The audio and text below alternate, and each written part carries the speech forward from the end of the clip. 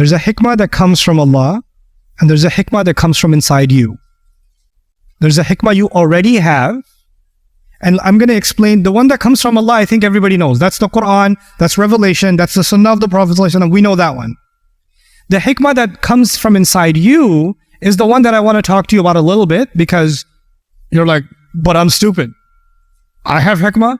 And somebody even came to me, they didn't say they're stupid, they said, but how are you supposed to get hikmah? Here's the Quran's answer to that. Actually, how are you supposed to get a stronger back? How are you supposed to get stronger legs? How are you supposed to get a stronger mind? How are you supposed to get stronger arms? How are you supposed to get better stamina? What are you supposed to do? Tell me. Exercise? Eat right? How are you supposed to get better at mathematics? Practice. How are you supposed to get better at a sport? Play more, learn more, exercise it. But your legs are already there. They're just not strong enough. But they're there. It's not like you have to create your legs. They're there. You just have to start using them now and start running. And the more you run, the stronger they'll get. The more stamina you will develop. Your lungs are already there, but they don't have good capacity. You get on a treadmill for 3 minutes and you're right? But it's not like you don't have lungs. You have them, but you haven't exercised them, so they haven't become what? Stronger.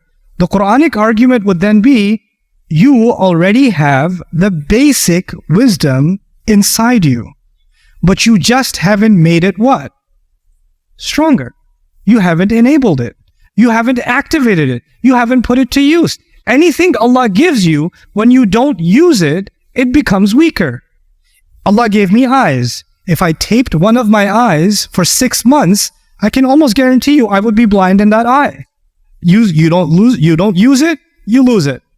Patients that are lying in bed in a coma for 6 months, a year, they can't stand up after they get up because they have muscle atrophy. They haven't used that muscle.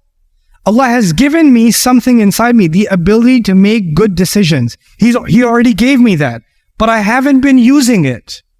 And the less I use it, the weaker that ability becomes. And then I start telling myself, I don't even have that ability.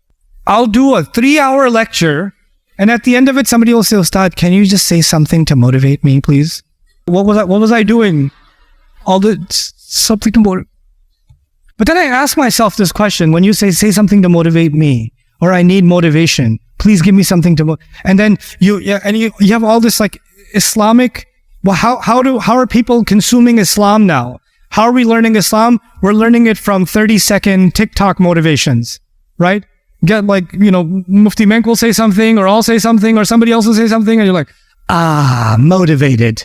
And then you go back to demotivated. I need a oh.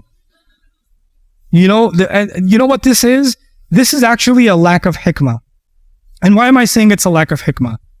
That means I'm not driven enough within myself. It's as if I don't possess the ability to have strong will. Somebody has to give me will and push me forward. And unless they do, I can't move on my own. I'm incapable of my own. I need somebody else to inspire me. I need somebody else to push me. And I ask myself the question, when Allah talks about Ashabul Kahf in the Quran, those young people in the cave, who was their motivation?